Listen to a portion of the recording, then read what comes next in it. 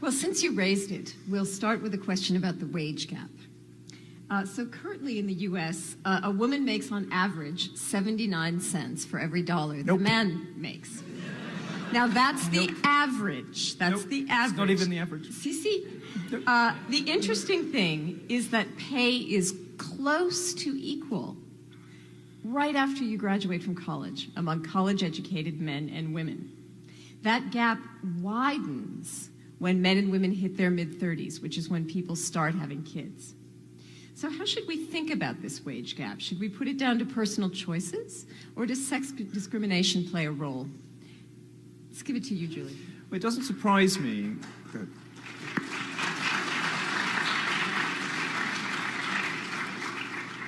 It doesn't surprise me to hear a lesbian skeptical about family values.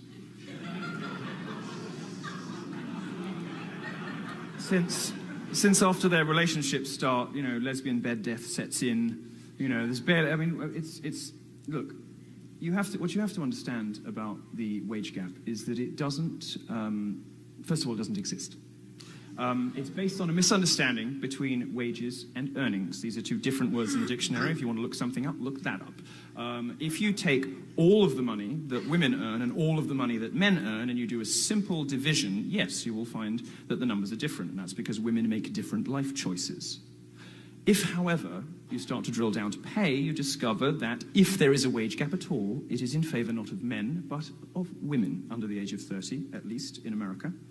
You also discover that when you control for women's different life choices, for instance, women tend not to graduate in engineering, and nobody is holding them back from applying for computer science or engineering or physics or any of those subjects. If you believe that there is a patriarchal conspiracy to keep women out of those subjects, you have to explain why there isn't one in veterinary science and biology, where women dominate.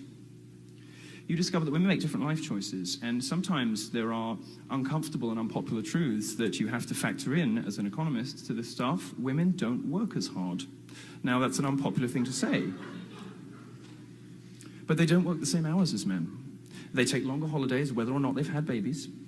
And, of course, they have children. And I, as a compassionate person, don't mind building in some things into the tax system and into the way the government works to accommodate that and to reward women for doing, for performing the essential function of our species. But that doesn't mean that private sector employers should pay them when they're not working. Now, to address the point very specifically, you cannot pay a woman and a man differently for doing the same job. That's against the law, and it doesn't happen. There are some cases in which women don't put in the hours it takes to make partner.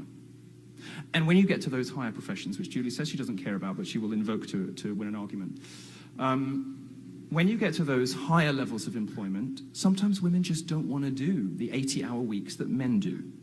Now, part of that is probably biologically rooted. Julie doesn't like biological arguments, but there is very clear evidence that, from the evidence of our bodies, but also brain science, that men and women are different in quite significant cognitive ways.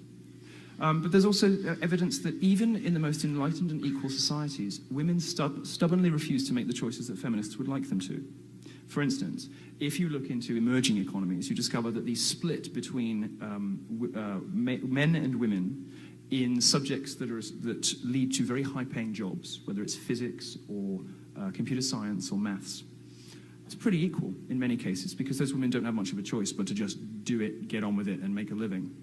When you look at societies that are famed for their feminist credentials, that are the most equal places in the world, Sweden, Norway, the West generally, frankly, you discover that a gap opens up, and women stop choosing to do certain subjects when they have the full range of options available to them.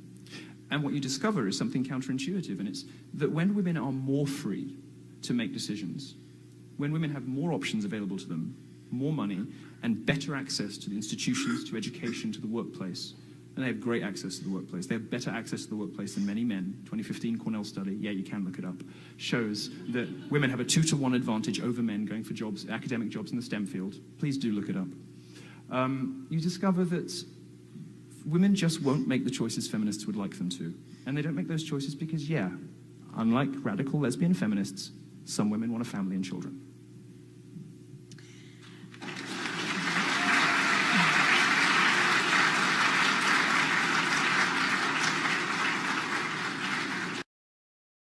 Well, and the brave man, Milo Yiannopoulos, is here with us now. Are we expected to feel sorry for men? Is that what this is? I think it would have been ridiculous until really very recently for any man to make arguments like this. It's certainly ridiculous for anybody of even my generation.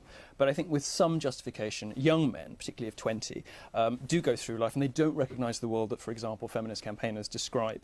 They do experience discrimination in education. They do feel as though schools can be architected against them sometimes. They get whacked on Ritalin for being too boisterous. When they get into the workplace and go and apply for jobs and all the rest of it, they don't have all the same sort of programmes and foundations and extra schemes and all the rest of it.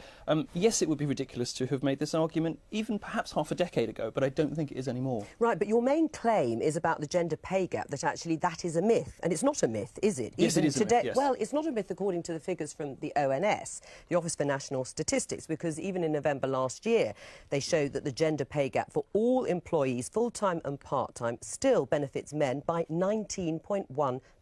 That's their figures. Yes. Well, for full-time employment, just one moment, it was 9.4% less, and that's in April this year. Now, there is a narrow figure that they use too, which shows that hourly earnings in April 2014, with women working for more than 30 hours a week, were actually paid 1.1% more. But that's right. It's just that bracket. And actually, when you get men and women workers in their 40s, 50s or 60s, again, the gender pay gap is in favour of men. So it's a myth. Well, you're right about all of that stuff, but you're wrong about why it's happening. Well, hang on a second, though, because you made the claim in your piece, in your film, that women are not paid, or rather men are not paid more than women, and they are. Well, you have to understand where the figures come from, right? These figures... you must understand. These figures are... You're going to accuse me of mansplaining, aren't you? These figures come from averages across society. They don't take into account the different life choices that women make. The reality is that women do prefer a more balanced life. When they go to work, even if they don't have babies, they take longer holidays. They tend to take more holidays. The reason that they are paid more, up to about 30, 35, 39, depending on whose figures you believe. The reason that flips only at the between end, 30 and 39. The reason, no, that's actually not true. The reason that the figures flip after that age is because women make different life choices. Right. And if you take those life choices into account, no serious economist believes this stuff. It's repeated by politicians right up to President Obama, but no serious economist takes the wage gap seriously. Caroline.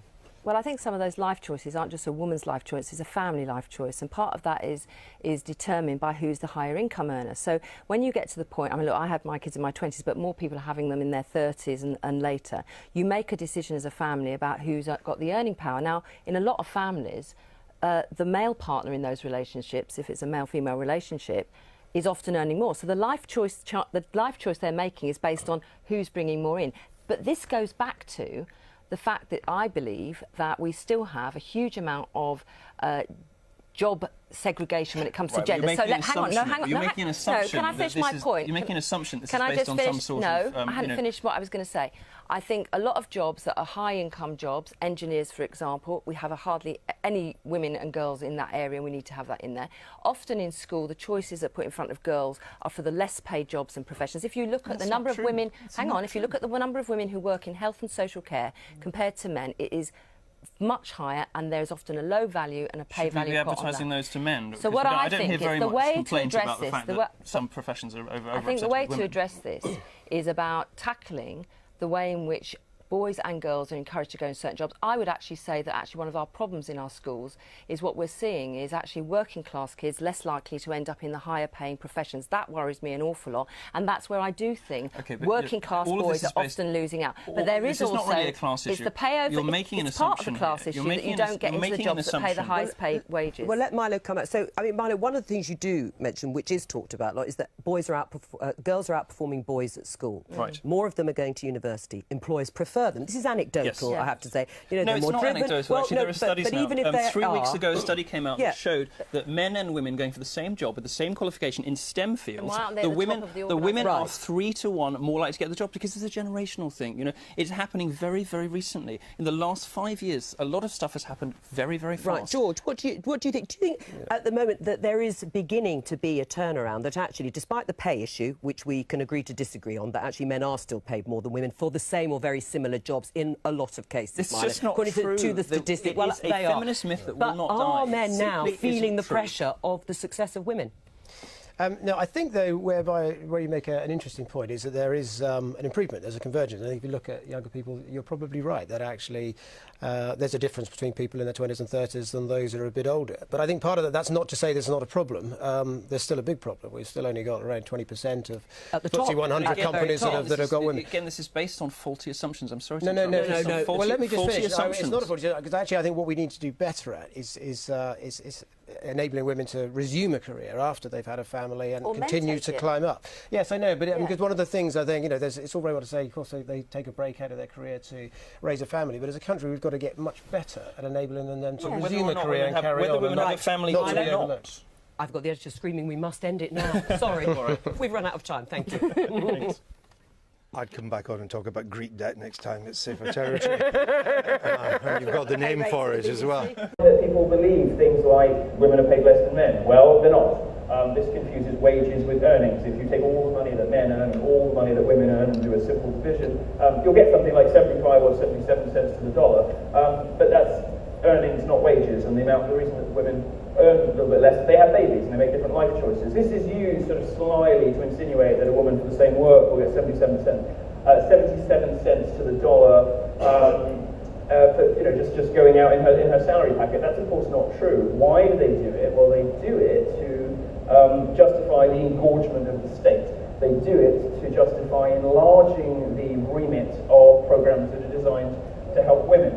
Now, as a homosexual, I don't care too much about pregnancy, but I am nonetheless expected to subsidise it by paying way more into the tax system as a man and taking far less out because I die earlier, I don't get sick as much, and I work much harder than the average woman.